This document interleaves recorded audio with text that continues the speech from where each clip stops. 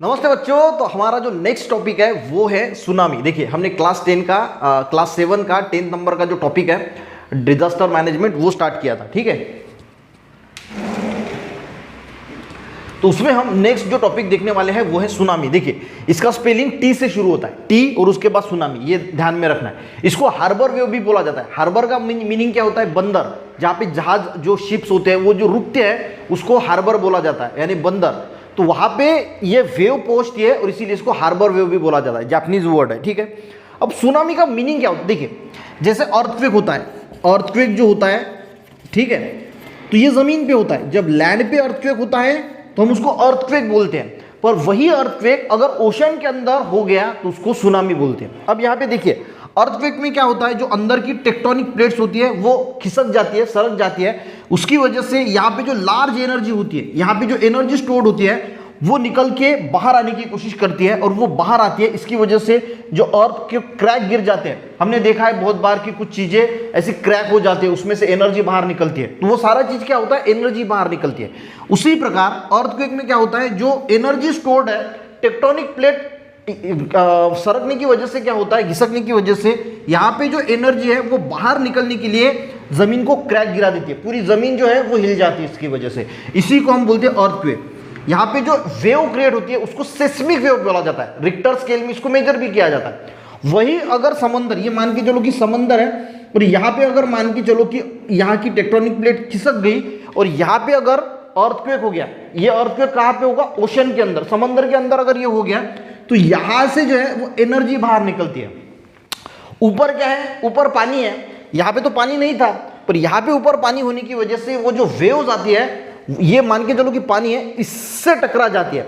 अब ये वेव पानी की वजह से ज्यादा ऊपर तो नहीं जाती, पर इसकी जो वेलोसिटी होती है, यानी ये जो फैलती है ऐसी ऐसी जाती है, ये 800 से इसकी वेलोसिटी 900 किलोमीटर प्रति घंटा। यानी आप सोचिए एरोप्लेन से भी ज्यादा फास्ट जो है वो ये मूव करता है। 800 से 900 किलोमीटर वो एक घंटे में चली जाती है, इतनी जोर की होती है। और जब ये हार्बर पे पहुंचती है, यानी बंदर पे पहुंचती है या फिर कोस्टल एरिया पे पहुंचती है, जो कोस्टल एरिया होता है, यानी जो हम क्या बोलते हैं कोस्टल एरिया को, जो काट होता है, वहां पे जब पहुंचती है तो ये इतनी स्पीड से होती है और जहां पे ये पहुंचती है तो ये हाइट इसकी बढ़ जाती है और ये उछलती है 30 मीटर यानी 98 फीट तक जो है वो ये जाती है।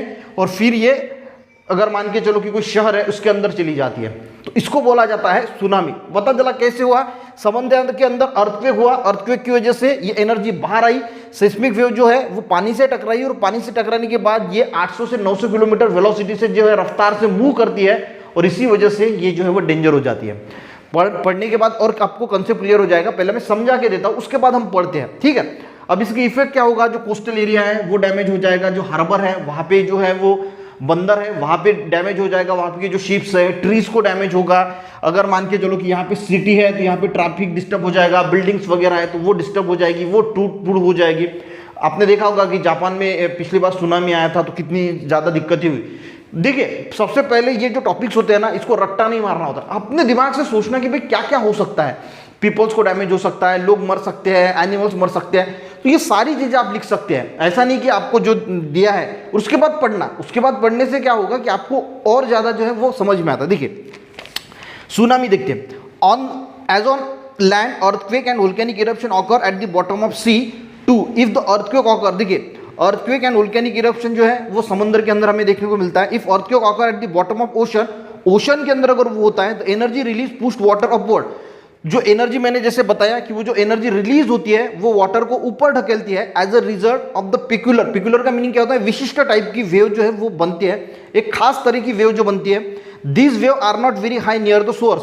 ये सोर्स है ना जहां पे वो अर्थक्वेक हुआ है वहां पे वो ज्यादा ऊपर नहीं जाती, पर वो साइड से ऐसी जो वो मूव होती है। But they start spreading very fast to long distance, यानी वो बहुत दूर तक जाती है 800 से 900 किलोमीटर की वेलोसिटी से। When they reach the coastal area, coastal area जो यानी जो कॉर्नर साइड होती है, काट हम जिसको बोलते हैं, वहां पे जब जाती है तो वेलोसिटी रिड्यूस हो जाती है, but their height is found to be increase tremendously. तो यहां तक जब वो जाती है तो उसकी हाइट बढ़ जाती है। जब वो कोस्टल एरिया यानी जब जो कॉर्नर लास्ट वाला साइड होता है वहां पे जब जाती है तो उसकी ये वेलोसिटी कम हो जाती है, पर वो ऊपर की तरफ जो है वो छलांग ज्यादा मारती है। उसकी वजह से क्या होता है 30 मीटर तक यानी 98 फीट तक जो है वो ऊपर की छलांग मारती है, यानी बहुत बड़ी बड़ी बिल्डिंग्स आपने देखी होगी, इतनी दूर तक वो वेव्स ऊपर जाती है और फिर सिटी के अंदर जो है वो एंटर कर जाती है और बहुत ज़्यादा नुकसान करती है। Such wave is generated by earthquake और वोल्केनिक इरप्शन ऑन ओशन। तो ओशन के अंदर जो है वो जो है ओशन और सी के अंदर क्या डिफरेंस है, इसका मैंने स्पेशल वीडियो बनाया है, आप सर्च करना difference between ocean and sea, Rahul Mankar, वो वीडियो आपको मिल जाएगी, ठीक है। Such wave generated by an earthquake और volcanic eruption on ocean floor is known as tsunami. तो उसको क्या बोला जाता है, ओशन के अंदर जो अर्थक्वेक होता है, वोल्केनिक इरप्शन होता है, उसी को हम क्या बोलते हैं, tsunami. Tsunami is a Japanese word which means harbour wave, उसी को हम क्या बोलते हैं, हार्बर, ये सारा बताया। अब डिस्ट्रक्टिव इफेक्ट क्या है सुनामी के, तो सबसे पहले आपको सोचना है कि यार सुनामी आने के बाद क्या क्या हो सकता है। जब आप सोचते हैं और उसके बाद पढ़ते हैं तो आपको और ज़्यादा जो है वो कंसेप्ट क्लियर हो जाते हैं, याद जब एग्जाम में जाओगे तो अच्छी तरीके से याद आएगा। देखिए, बिल्डिंग कंस्ट्रक्शन डिस्ट्रॉय हो जाती है, फाइनेंशियल लॉस होता है, लाइफ का लॉस होता है, लाइफ के आने एनिमल्स डेड हो जाते हैं, इंसान मर सकते हैं, बोट शिप जो कोस्ट एरिया में होती है वो डैमेज होती है, ट्रीज जो है वो गिर के सफा हो जाते हैं, change take place original land near to coast area. देखिए, जो कोस्टल एरिया है, जो कोस्टल एरिया जो होता है वहाँ पे बहुत ज़्यादा पानी गिरने की वजह से स्वैम्प्स यानी दलदल का प्रदेश निर्माण हो सकता है। ट्रैफिक, सिटी के अंदर अगर वो पानी चला जाता है तो रोड्स डिस्ट्रॉय हो सकते हैं, ट्रैफिक क्रिएट यानी ट्रैफिक को दिक्कतें पैदा हो सकती है। बिजनेस इंडस्ट्री अगर है कोई वहाँ पे तो वो भी जो है वो डिस्टर्ब हो सकती है।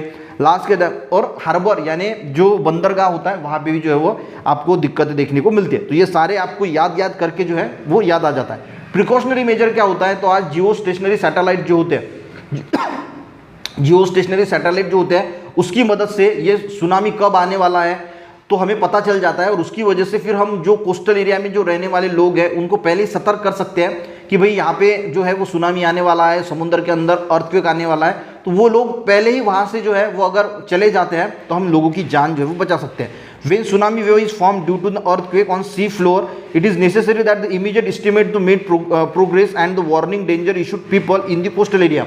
तो हम अगर वो वार्निंग जो है वो वहाँ तक लोगों के लिए for this purpose artificial Jio stationery satellite is great use, वही कि वहाँ पे जो लोग रहने वाले हैं उनको अगर जल्द से जल्द इमीडिएट इन्फॉर्मेशन पहुँच जाती है कि सुनामी आ चुका है या आने वाला है तो वहाँ से लोग जो हट जाएंगे, उनकी जान जो है वो बच सकती है। तो ये प्रिकॉशनरी मेजर जो है हम कर सकते हैं। इस चैप्टर में जो भी चीज़ें हैं, वोल्केनो है, सुनामी है, फेमाइन है, तो ये सारी चीज़ें आपको पहले सोचना है और सोचने के बाद पढ़ना है और फिर सोचना है। जो किताब में नहीं दिया है वो भी सोचने की कोशिश करना है कि हम क्या क्या सोच सकते हैं और क्या क्या हो सकता है, इसके बारे में भी सोचना है, वो भी आप एग्जाम में जो है वो लिख सकते हैं। वीडियो अच्छा लगा बच्चों, एक लाइक जरूर करना, अपने दोस्तों को भी शेयर करना, चैनल पे ना बच्चों जरूर सब्सक्राइब करना।